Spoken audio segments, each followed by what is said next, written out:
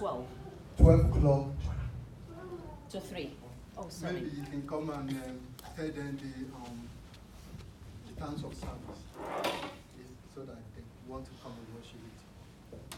Good afternoon, everybody. Thanks for coming to this session of the immigration part. Our service starts from, every Sunday we do service from 12 to 3 p.m. And that's when we do our service, and we've got various activities during the course of the week. But I think we would love you to join us at our Sunday service. So that's 12 to 3 p.m. Thank you so much. Thank you. Yeah, before we can start this seminar, we have to thank God for being here today. We have to thank God for keeping you from last year to this moment. And we have to thank God for you being here today, because without God's grace, me and you will not be here. So we want to start this event by opening prayer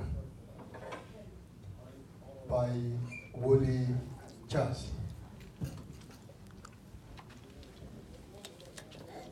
Amen.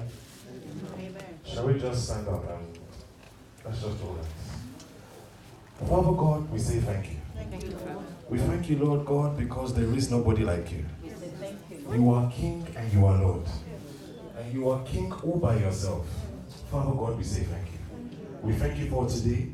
Lord, we thank you for our yesterday. And we thank you, Lord, for our tomorrow. Lord, be magnified.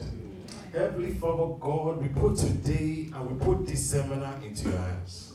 The Bible says that commit your works to the Lord and your fruits will be established. The same Bible says that, look, it says that a wise man you will teach a wise man and he will increase in learning. Heavenly Father God, we are here today to increase in learning, oh God, to increase in knowledge, to increase in wisdom. Lord, we put this whole seminar into your hands that, Lord, that it is you that will speak and direct each and every one of us here today. We put all the speakers into your hands, oh God. The Heavenly Father, Lord, that you will implant your wisdom into their tongue in the name of Jesus. The Heavenly Father, God, that nobody will return the same way that they came, oh God. Heavenly Father, God, we also put this seminar into your hands, Lord, that, Lord, that it will go from strength to strength, oh God. The Heavenly Father, God, it will reach multitudes and multitudes of people, oh God. My Lord and my God, we say thank you. Hallelujah unto your name, oh God. Heavenly Father, God, hallelujah unto your name. Lord God, take control, oh Lord. In Jesus' name we have prayed. Amen.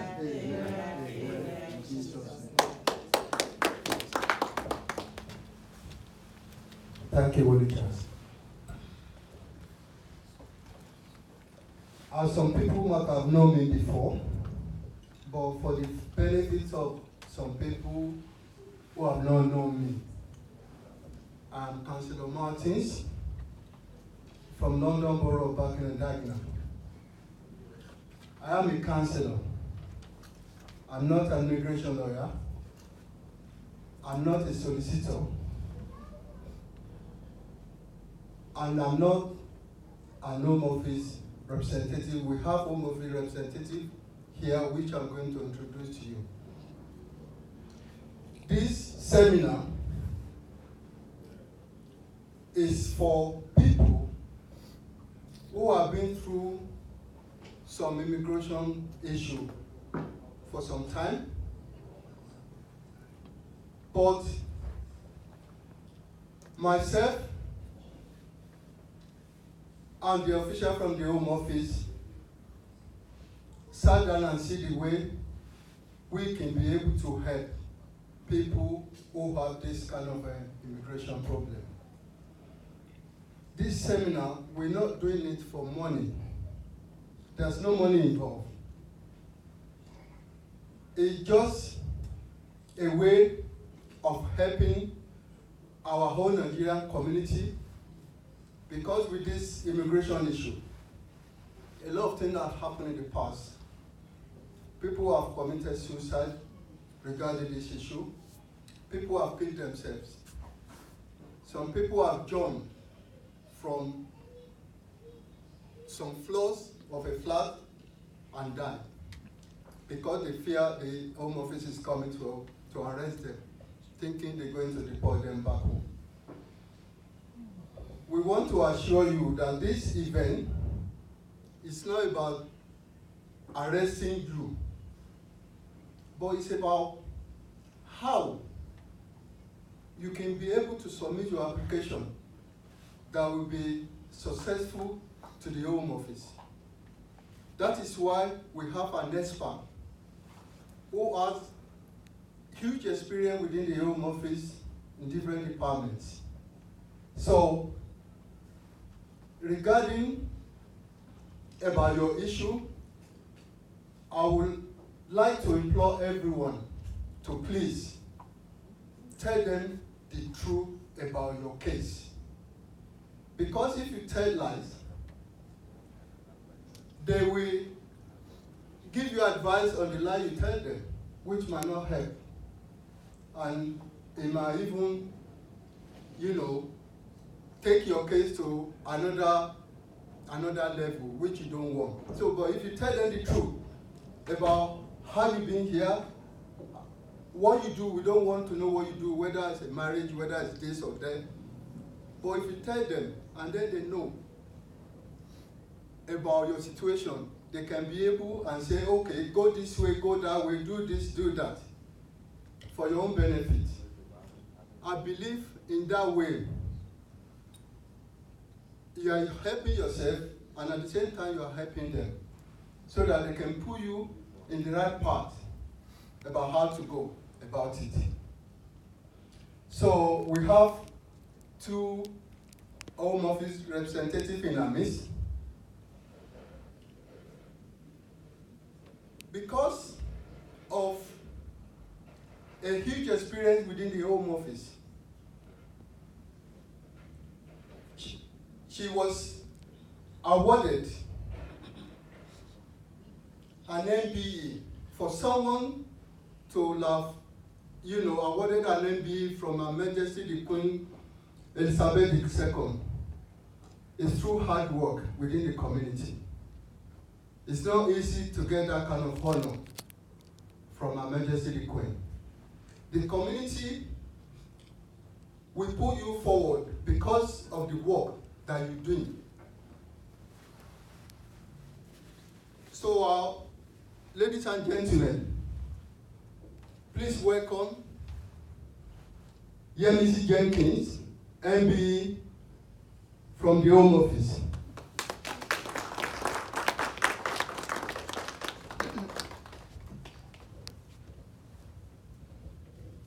Good morning, everyone, and thank you, Councillor Martins, for the introduction. I'm here with my colleague. I'll call her up. Come and stand by me. Mercy. Please give her a round of applause.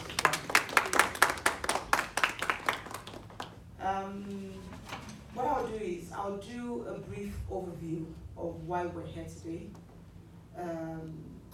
demystify some things in the community, and at the end of the day, hopefully it's all about building trusts. It's all about working with the community.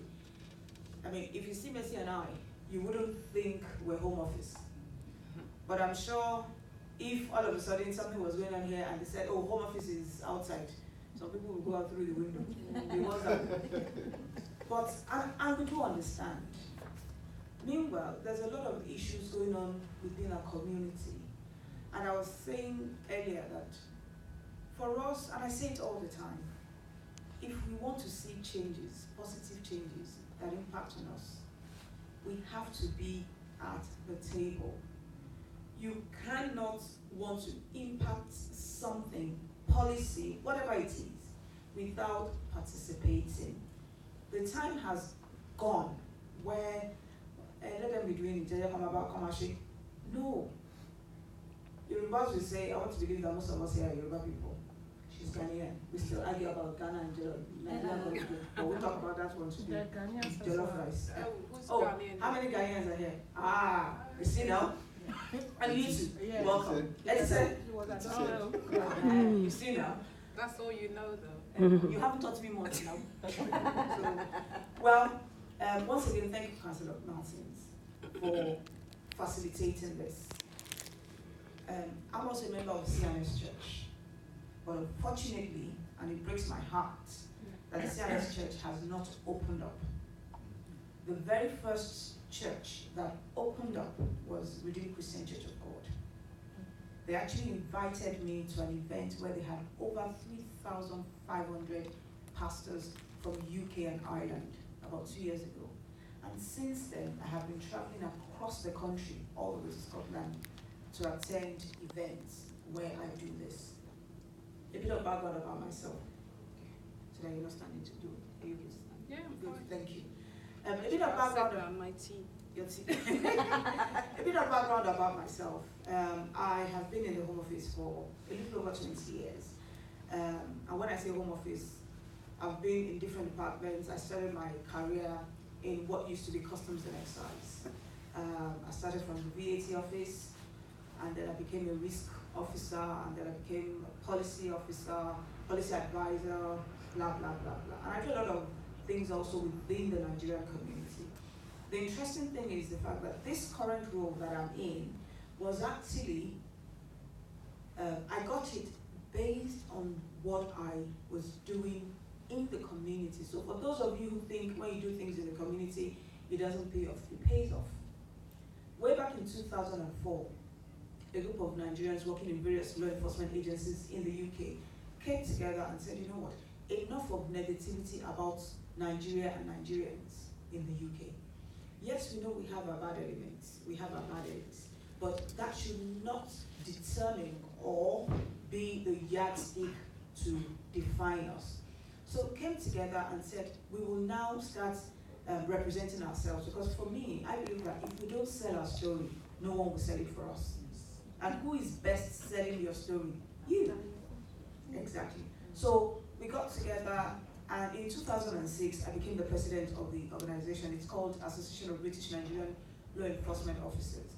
So we started engaging with the community, we started engaging with enforcement agencies, Home Office, Border Force, name it, just to bridge the gap and to say, you know what, we are British Nigerians working in the home of, across civil service, Nigerians in the British Army as well, working tirelessly to secure this community, this country.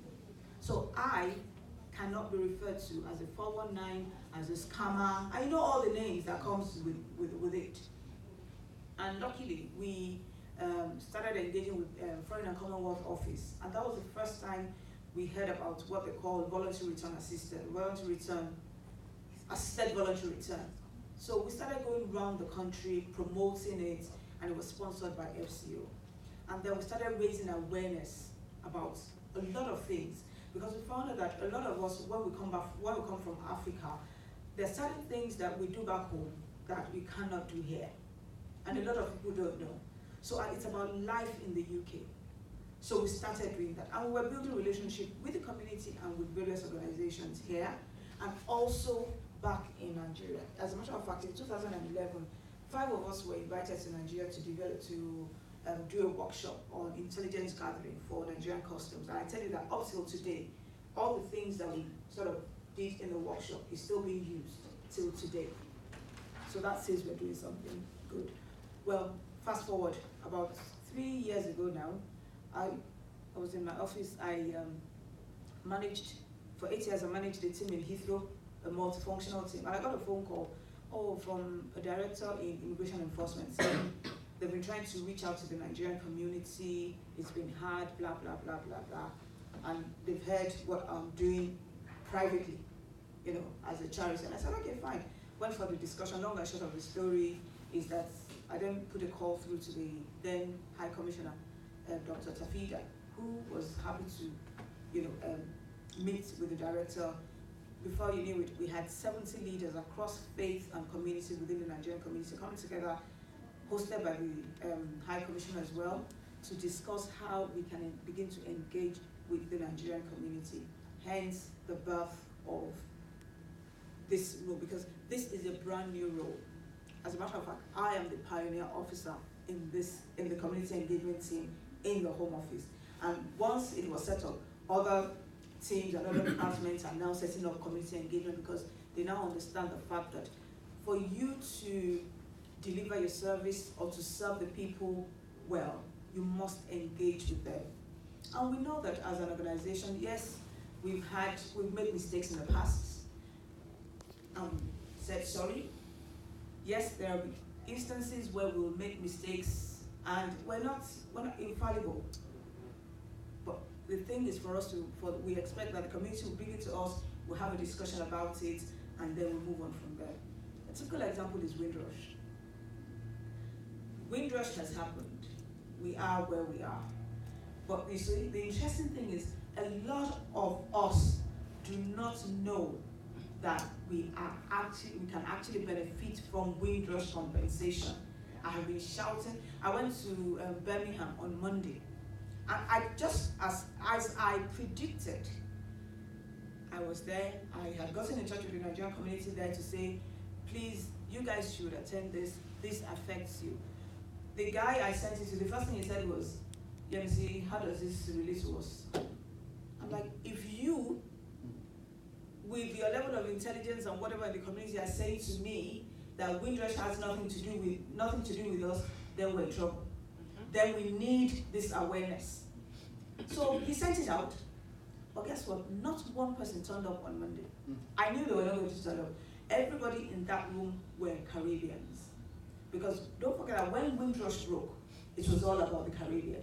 So a lot of us are still stuck in that saying, oh, it's only about the Caribbeans. No, there's a lot of information, and I will be so, so happy if the churches can begin to put together events where you would have the Windrush team come and break it down how you can benefit from if you qualify. Even some people that may have returned to Nigeria, they can still access it. Even some people that are dead, their grandchildren can be paid compensation. Are you aware of that?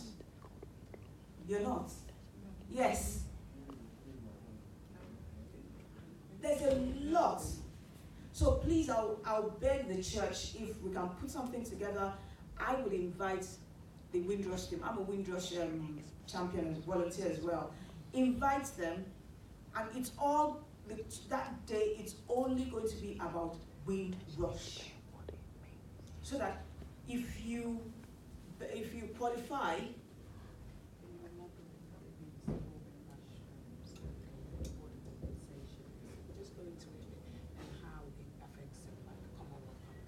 okay, I've just been told to elaborate about Windrush a bit. You see, we're all aware of when, I think it was early last year or the year before, when they were talking about people from the Caribbean that came pre-73, 1973, and some of them had been here and did not regularize their papers. Are we familiar with that? Yes. And then what then happened was the fact that some of them, unfortunately, were then removed from the country because they could not prove that they were British. Meanwhile, some of them had come into the country because when they left their country, they were British colonies. So they came here as British, but coming here as British, they should have then gone through some processes, which unfortunately is a bit hot in here, or is it me? And we have the fan. So some of them did not regularize their papers. So they lost it. And some of them, of course, documents of how many years. Some of them don't even have the evidence to show. Some, unfortunately, were then removed back to the Caribbean. Some have died in the process. Some went through a lot. So that was when Windrush broke. Now, the government, and it was, I think the issue was raised by Lamy. He was one, David Lamy. He was one that raised it in the House, that this is not acceptable. So the government took it on, Home Office took it on, and then they put together a team to now start facilitating and making things easier or easy for these people who fall into this category. Now, when that was being done, it was then identified that more people from other countries